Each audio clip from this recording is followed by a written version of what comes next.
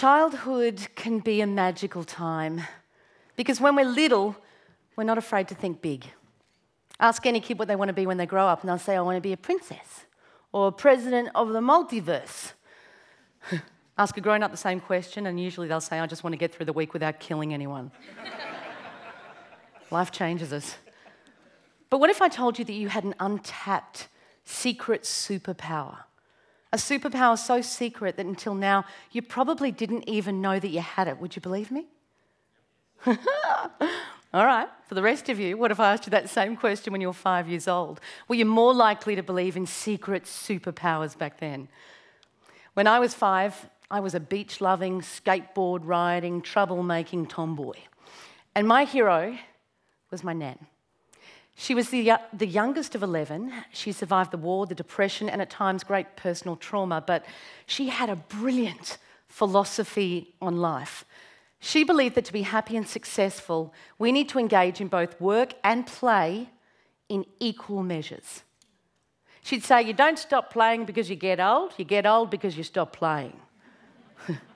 This is her on her 95th. Not 95th birthday, 95th Scotch. Quite a drinker. No, she's very responsible. We lost her a couple of years back. She didn't die, she just wandered off. I'm kidding. She's dead. But it was okay because it was her time and she was ready to go. I went to visit her in the hospital and I said, Nanny, are you scared of dying? And she said, no. I said, not even a little bit. And she said, Zara, look how many people have done it. How hard can it be?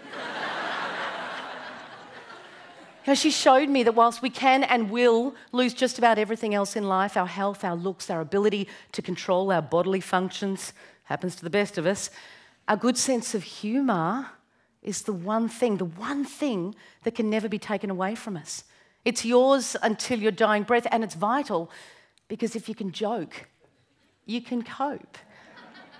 Humour helps us to interpret life's challenges through a more positive lens. Edward de Bono, one of the greatest thinkers of our time, declared that humour is by far one of the most significant functions of the human brain because humour gives us the gift of perspective, a psychological distance. It creates space. So why isn't it something that we're encouraged to think about or taught to develop? Instinctively, we laugh before we can even speak, and 50% of our ability to appreciate humour, particularly in the face of adversity, is genetic. You know, you place two kids on a roller coaster and take a photo at the critical moment. One will be squealing with joy, the other screaming in terror. One ride, two completely different reactions, but we can all develop a more positive, explanatory style by becoming a humour being. And humour and humanity, they're intimately related. You know, you only have to look in the personal ads to see that the majority of us rate a GSOH or good sense of humour as absolutely essential in our search for a potential mate. I certainly did that.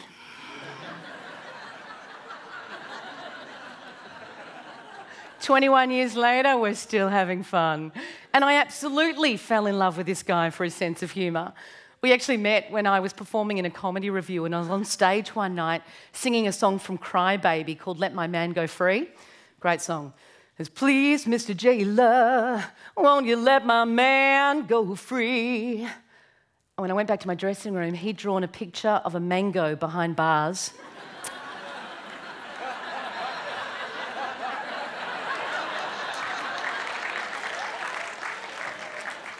And I thought, this guy is twisted enough for me.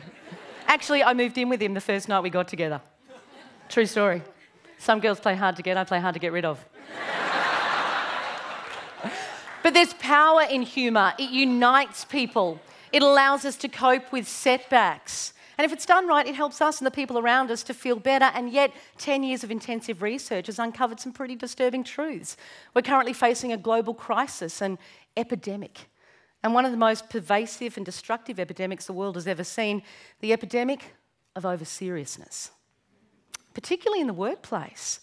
You know, people are stressed out there. I've got a friend that started a corporate job 12 months ago. There she is, looking gorgeous. And here she is today. Scary stuff. But you only have to look inside most businesses today and you'll see serious people doing serious work in a serious way. Viktor Frankl, psychologist and Holocaust survivor, said the meaning of life is the meaning you give it. But I think for many of us, we don't know what it means anymore. We don't know what's important anymore.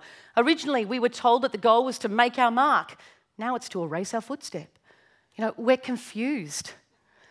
There's a lot that we have to take on, and so many people are so desperate to be taken seriously that they're becoming suit characters.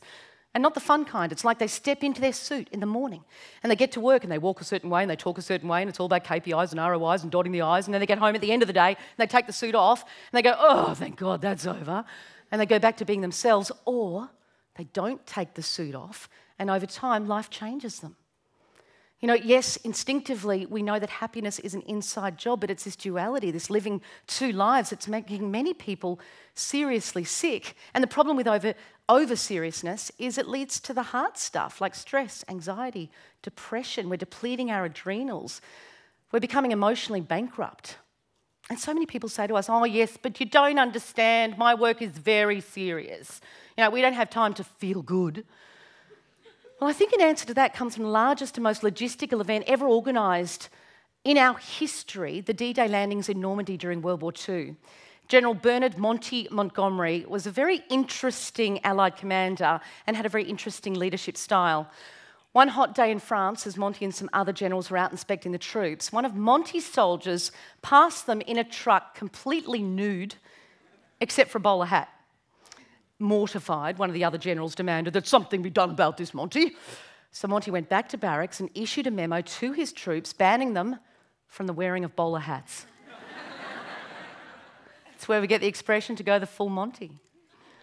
It's fascinating, isn't it? With the fate of the free world at stake, a good sense of humour was vital. In fact, Monty wrote in his journal, the number one trait these men need is to retain their good sense of humour. You know, when we're overly serious in an already serious world, our vision becomes narrowed. Like a racehorse, we're blinkered. We no longer have access to peripheral possibilities or our subconscious mind, which has an incredible capacity for creativity. Put simply, serious equals stupid. And of course, negative emotions have their place and value, particularly when reacting quickly to dangerous situations. But we don't live in caves anymore. We don't have to protect ourselves from being eaten. And where we used to run off our stress hormones, now we're having the same reaction or radical overreaction, and we're having it at work, in the car, at home with the kids. Our priorities have to change. We're no happier today than we were back in the 50s. We're 10 times more likely to be depressed. The average age of depression used to be 29, now it's 14 and a half. Worse than that, here in Australia, 1 million adults are depressed, 100,000 kids are in treatment. By 2020, it'll be our number one biggest health issue. Worldwide, 1 million people commit suicide every year. That's 3,000 a day. We need a sense of humour now more than ever before. But humour gets a bum rap. You know, people think it's about wearing funny ties or pulling a rubber chicken out of their pants, which is fine if that's what you're into. But humour is more subtle than that. It requires intellect and psychological flexibility to master. In the workplace, the goal is to take your job seriously and yourself lightly. That's the key. And we define humour very simply as keeping a light-hearted frame of mind regardless of the circumstances. Really, it's the ability to be good company with ourselves and the people around us. And of course, I'm referring to appropriate humour. You know, it's meant to be inclusive, and we all know someone who's always on. It often prompts the response, stop messing around, we're trying to be serious. Yet the opposite is also true. If someone's serious all the time, it's just as inappropriate, but for some reason more socially acceptable. So how do we lose our way? Well, for too long we've been operating under a dangerously misguided belief that capability and seriousness are related. They're not. You need to be capable in life and in work. You don't have to be serious all the time. And if you're not capable, it doesn't matter how serious you are, it's not going to help. You know, I could look very serious in my captain's uniform boarding a 747, but it's not going to get off the ground with me behind the wheel. Trust me, I've tried. That was an awkward day at the airport. We have two major fears in life. The fear that we're not good enough and the fear that we won't have enough. And it's these two fears that drive the majority of our decisions in life. And we knew that we had to confront these fears head on. If we're to inoculate people from the epidemic, We knew we had to crush some pretty major assumptions that people make about their own abilities, and fear is at the heart of over-seriousness, always, every time, without exception, it's fear. So we designed a pretty radical experiment. We now know that just about everyone has a good sense of humour and can have fun, but can everyone be funny? The project was called Stand Up For Yourself, and we took 24 diverse and very serious corporate leaders and we asked them to perform their very first stand-up comedy routine about their own lives in front of a live audience. Now, as you can imagine, standing on stage for the first time is somewhat of a sphincter-tightening moment. Probably because our number one fear in life is public speaking, yeah? In fact, most people say they're more scared of public speaking than death. Seinfeld says that means at a funeral, people would rather be in the casket than delivering the eulogy. But miraculously, every person in the experiment performed brilliantly. And in the moment that they stood on stage and delivered their first joke, we watched in awe as they were transformed. They were liberated from their own debilitating self-beliefs. And more importantly, they were funny. Some of them were world-class funny. And the goal wasn't to create more stand-up comedians. The goal was to give people permission to lighten up and to do something they never thought possible. We wanted them to wake up the next day and say, oh my God, I did it. What else am I capable of? We wanted them to go from ha-ha to aha. I love this quote. God is a comedian playing to an audience too afraid to laugh. But your sense of humour can see you through some pretty dark times. A friend of mine lost her leg in a car accident 5 years ago. But within a year, she was back to her usual effervescent self. In fact, a week after the accident, she bought her new house. A few months later, she got married. That's her dad walking her down the aisle. And last year, she competed as a runner in the Paralympics in London, which I think is just extraordinary because I've got two good legs and the last thing I want to do is run. But her ability to bounce back was directly attributed to her positive mental state. In fact, I asked her, I said, Michelle, is there any upside to losing a leg? And she said, yeah, half-price waxing.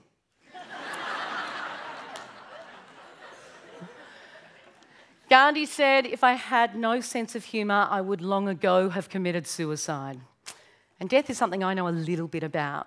When I was 15, I was anorexic, obviously. I got better. But at the time, I was at the start of what would become a 25-year crippling eating disorder. And one day I had a cardiac arrest and I died for a minute. And people often, say to me, did you see any white lights or angels calling you forth? And I thought I would. I'm a spiritual person. I've got a dream catcher in my room. But I just remember thinking at the critical moment as I was clutching at my top and trying to talk, I just remember thinking, oh my God, this is it. But then for whatever reason, and I don't know why, I woke up again and I thought, no, this is it. I'm living it. I have to do everything I can to make the most of it. All of us want success in our lives, but success isn't just about getting there. It's about being here and making the most of every step along the way. I know that most of us don't like talking about death, but it's the reason we become overly serious. It's the reason we get so busy. You ask anyone these days how they are, it's the first thing they say. Busy. They wear it like a badge of honour. And if they want to sound even more important, they say, actually, I'm really busy. We're distracting ourselves because we don't like to face the fact that one day it's all going to end. We don't even like using the D word. We use euphemisms instead. We say he shuffled off this mortal coil. Or if they're from the country, gone to the top paddock in the sky. But whether you're defunct, departed, deceased, demised, living impaired, life downsized, I don't know. Death is the price of admission to this ride we call life, and having done it myself, I can tell you there's nothing to be serious about, nothing to be scared of. Worry is misery without a result. I mentioned Viktor Frankl before. He's also famous for saying between stimulus and response, there's a space. Between something happening and our reaction, there's always a space. And in that space is our ability, our opportunity to choose. That space, I believe, is a place that your secret superpower resides, your good sense of humour, your seventh sense. It'll make you happier, healthier, more creative. It'll give you some much-needed perspective. And if you want the ultimate sense of perspective, you know, we're all just on a big piece of rock hurtling through space. Don't let that freak you out. Our only job as a race is to evolve. Doesn't it make sense to lighten up and enjoy the ride? You know, the thing that I love about laughter is that we've all got our own style. You know, some people do the machine gun. I love that laugh. You know that one? I love that one. Some people do the dying crow. You know, Personally, I like the sumo. There's a ha, oh, my neck. When it comes to combating the epidemic of over-seriousness, your sense of humour is an untapped, natural resource. You don't have to dig too deeply for it. It's carbon neutral and infinitely renewable. But I think, as always, Dr. Zeus said it best. Don't cry because it's over.